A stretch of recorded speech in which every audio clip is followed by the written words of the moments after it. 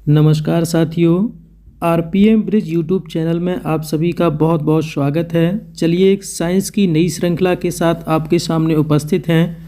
यहाँ पर top 15 question को हमने लिया है। तो चलिए ठीक है, श्रृंखला की बिना देरी किए हुए शुरुआत करते हैं।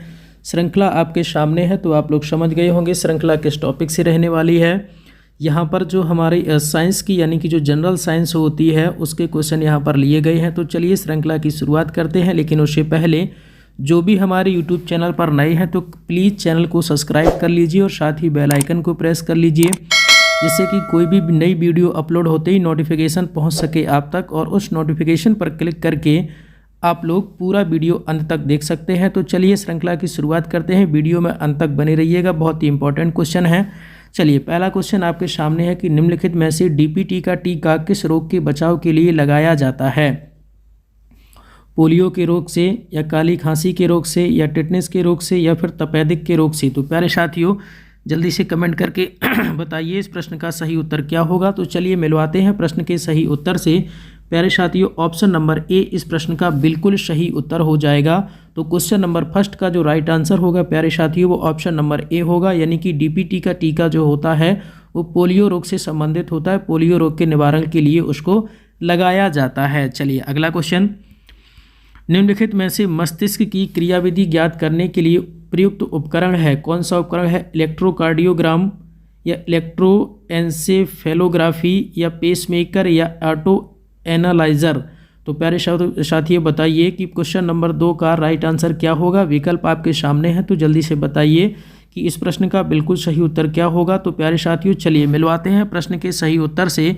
इस प्रश्न का बिल्कुल सही उत्तर हो जाएगा प्यारे साथियों ऑप्शन नंबर दूसरा, यानी कि इलेक्ट्रोएन्सेफेलोग्राफी, यानी कि EEG इसका शॉर्ट नेम है। तो क्वेश्चन नंबर 2 का राइट आंसर हो जाएगा प्यारे साथियों ऑप्शन नंबर दूसरा। चलिए मिलवाते हैं अगले क्वेश्चन से।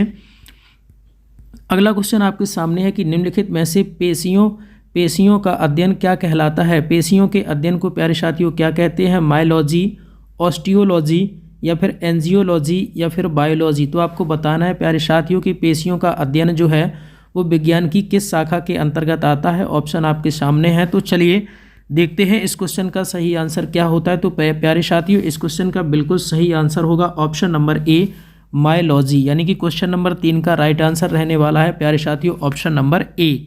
चलिए अगला क्वेश्चन, निम्नलिखित में से वयस्क अवस्था में मनुष्य में कितनी हड्डियां होती हैं? तो आपको बताना है कि वयस्क अवस्था में मनुष्य में कितनी हड्डियां होती हैं। तो प्यारे साथियों इस क्वेश्चन का बिल्कुल ये सरल क्वेश्चन है तो सभी को आंसर पता होगा। तो चलिए जल्दी से इसका आंसर को कर लेते हैं। क्वेश्चन नंबर 4 का जो राइट आंसर होगा वो ऑप्शन नंबर दूसरा। चलिए आगे चलते हैं। निम्नलिखित में से मनुष्य की खोपड़ी में कुल अस्थियों की संख्या? तो आपको बताना ये इंपॉर्टेंट क्वेश्चन है कि मनुष्य के सर में, मनुष्य की खोपड़ी में कुल अस्थियों की संख्या कितनी होती है? 30 होती है, 28 होती है, 32 होती है, या फिर 29? तो प्यारे साथियों आपको बताना है इस प्रश्न का बिल्कुल सही उत्तर क्या होगा। विकल्प आपके सामने हैं। तो चलिए मिलवाते हैं प्रश्न के सही उत्तर से। प्यारे साथियों इस प्रश्न का बिल्कुल सही उत्तर हो जाएगा प्यारे साथियों ऑप्शन नंबर चौथा, यानी कि जिसमें लिखा हुआ है 29। तो क्वेश्चन नंबर 5 का राइट आंसर रहने वाला है प्यारे साथियों ऑप्शन नंबर डी, जिसमें लिखा हुआ है 29। आगे बढ़ते हैं।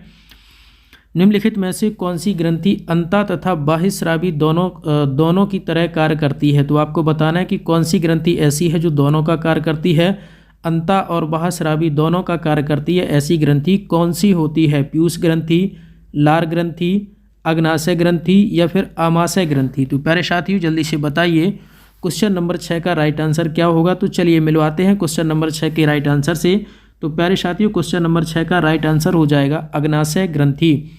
तो क्वेश्चन नंबर 6 का जो राइट आंसर बनेगा वो ऑप्शन नंबर सी प्यारे साथियों। चलिए क्वेश्चन नंबर 7 से मिलते हैं। क्वेश्चन नंबर 7 है, निम्नलिखित में से सामान्य व्यक्ति के हृदय का वजन कितना होता है? तो आपको बताना है प्यारे साथियों कि जो सामान्य व्यक्ति होता है उसके हृदय का वजन कितना होता है? 300 ग्राम, 350 ग्राम, 250 ग्राम, या फिर 200 ग्राम? तो जल्दी से बताइए प्यारे साथियों, एक साथ सभी लोग कमेंट करिए और बताइए क्वेश्चन नंबर 7 का सही आंसर क्या रहने वाला है। तो चलिए देखते हैं, हम बताते हैं इस प्रश्न का सही उत्तर क्या होगा। तो प्यारे साथियों इस प्रश्न का बिल्कुल सही उत्तर हो जाएगा ऑप्शन नंबर ए, मतलब 300 ग्राम। आगे बढ़ते हैं। निम्नलिखित में से वीनस हृदय किसके हृदय को कहते हैं? तो आपको बताना है कि वीनस हृदय जो है किसका हृदय वीनस हृदय कहलाता है। इंपॉर्टेंट क्वेश्चन है, टॉप 15 क्वेश्चन को हमने यहाँ पर लिया है। क्वेश्चन नंबर 8 बहुत ही इंपॉर्टेंट है, अच्छे से आंसर करिएगा सभी लोग। तो क्वेश्चन नंबर 8 का आंसर बताइए, मछली होगा, केंचुआ होगा, कछुए होगा या फिर हाइड्रा। तो प्यारे साथियों क्वेश्चन नंबर 8 का जो राइट आंसर हो जाएगा प्यारे साथियों वो हो जाएगा आपका ऑप्शन नंबर ए, मछली के हृदय को कहा जाता है प्यारे साथियों वीनस हृदय। चलिए आगे बढ़ते हैं। प्रतिदिन सामान्यतः हमारे हृदय के वाल्व भाग कितने बार खुलते और बंद होते हैं? तो आपको बताना है कि जो हमारे हृदय का वाल्व भाग होता है वो दिन में कितनी बार खुलते और बंद होते हैं? तो जल्दी से बताइए। लगभग 1 लाख बार, लगभग 2 लाख बार, लगभग 3 लाख बार या लगभग 1.5 लाख बार। तो जल्दी से बताइए साथियों कि क्वेश्चन नंबर 9 का राइट आंसर क्या होगा। चलिए मिलवाते हैं क्वेश्चन नंबर 9 के राइट आंसर से। तो प्यारे साथियों क्वेश्चन नंबर 9 का जो राइट आंसर होगा वो ऑप्शन नंबर ए होगा इस प्रश्न का बिल्कुल सही उत्तर। चलिए क्वेश्चन नंबर 10 से मिलवाते हैं। क्वेश्चन नंबर 10 आपके सामने है। बहुत अधिक ऊंचाई पर मनुष्य की लाल रुधिर कणिकाओं के आकार में क्या प्रभाव पड़ता है? बहुत ही इंपॉर्टेंट क्वेश्चन है, एग्जाम फेवरेट क्वेश्चन है। क्वेश्चन नंबर 10 का आंसर करिए कि इनका आकार घट जाता है या इनका आकार बढ़ जाता है या कोई प्रभाव नहीं पड़ता या फिर इनमें से कोई नहीं। तो प्यारे साथियों क्वेश्चन नंबर 10 का राइट आंसर हम बताते हैं। आपको याद रखना है क्वेश्चन नंबर 10 का जो राइट आंसर होता है वो ऑप्शन नंबर बी होगा कि इनका आकार जो है प्यारे साथियों बढ़ जाता है। तो क्वेश्चन नंबर 10 का जो राइट आंसर होगा ऑप्शन नंबर दूसरा। आगे बढ़ते हैं।